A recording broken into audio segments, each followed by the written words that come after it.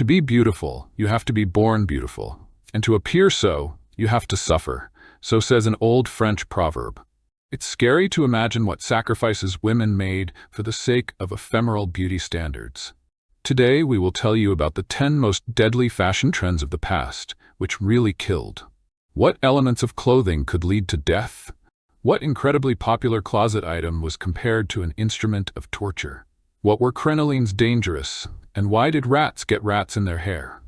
What accessory literally took men's lives? And could even the color of a garment really be deadly? What fashion trend has been the most disastrous in our ranking of beauty casualties? Modern hair treatments seem like child's play compared to what women went through in past centuries. For example, in the Russian Empire under Peter the Great, there was a real fashion revolution, and our ladies, from such as they were before, began to look European. Wigs became the most popular accessory of the time. However, walking around in wigs was not too comfortable. By the end of the 18th century, wigs had fallen out of fashion and were replaced by intricate designs made of one's own hair. A frame of wooden rods was inserted into the hairstyle, decorated with lace, feathers, and flowers. The most daring fashionistas created whole compositions on their heads in the form of ships and frigates. Such hairstyles were not dismantled for weeks, and it was incredibly uncomfortable to wear them. Ivan Turgenev, in his novel Nest of Nobles, through the words of his heroine, describes this fashionable horror. They will put on your felt cap, comb your hair up, grease with lard, sprinkle with flour, shove iron pins. You will not wash off afterwards. And you can't go to the house without powder. They'll take offense. It was possible to sleep with such a construction on one's head only sitting down. And if you add to that the insects that got in the hair and the inability to even scratch, the picture becomes quite frightening. But that's not the worst of it.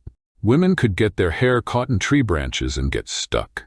And sometimes, not only fleas and moths, but even rats, attracted by the smell of lard, which fixed the styling. Rodents are known to carry dangerous diseases.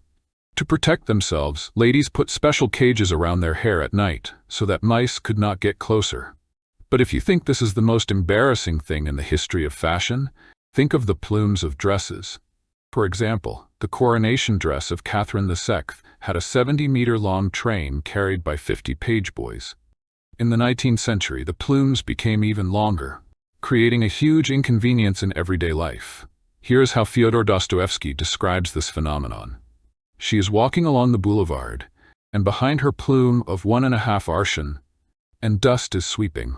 It's impossible to walk behind her, either run or bounce aside, otherwise your mouth and nose will be clogged with sand. In those days, epidemics of plague, cholera, and typhoid were rampant, and long plumes collected street dirt, becoming a breeding ground for deadly bacteria. The ladies of society literally swept the streets with their luxurious dresses. Holiday dresses hadn't been washed in years, so they became real-time bombs. Few people attributed a sudden illness to a dress that a maid decided to clean. In the 1870s, long plumes were joined by knee-high construction. It was extremely uncomfortable to move around in, especially with a tight corset and high heels. This led to a curvature of posture so widespread that the disease was called Greek tilt. In 1910, tight skirts that restricted movement became fashionable. Knees were so tight that even curbs became insurmountable obstacles. Feminists compared such skirts to shackles. The corset is another fashionable instrument of torture. Women wore it for centuries, tightening the waist up to 20 centimeters. It caused suffocation, deformed ribs, and internal organs. In Britain, there were even fainting rooms where ladies came to their senses. And during pregnancy, wearing a corset was considered the norm, often resulting in deformed babies. Clothing dye was no less deadly. In the 18th century, Parisian green, an arsenic-based shade, was popular. It caused headaches, ulcers, and even poisoning. And in the 19th century, new aniline dyes containing toxic substances not only harmed health, but also gave the skin a painful grayish shade. The early 19th century saw the introduction of nude dresses, thin muslin garments worn over the naked body, and even dampened with water to make them more transparent. This led to an outbreak of pneumonia, dubbed muslin disease. Accessorizing was dangerous too. Artificial flowers and jewelry were impregnated with arsenic and mercury, which slowly poisoned their wearers. Men suffered as well. Their cylinders were made with mercury, causing neurological disorders and even fatal poisonings. Crinolines were another deadly closet item. They fell under the wheels of carriages, and their lush skirts were easily ignited, leading to tragedies. In the 1860s and 70s, about 3,000 women died in such fires, and the scariest fashion trend was hair removal.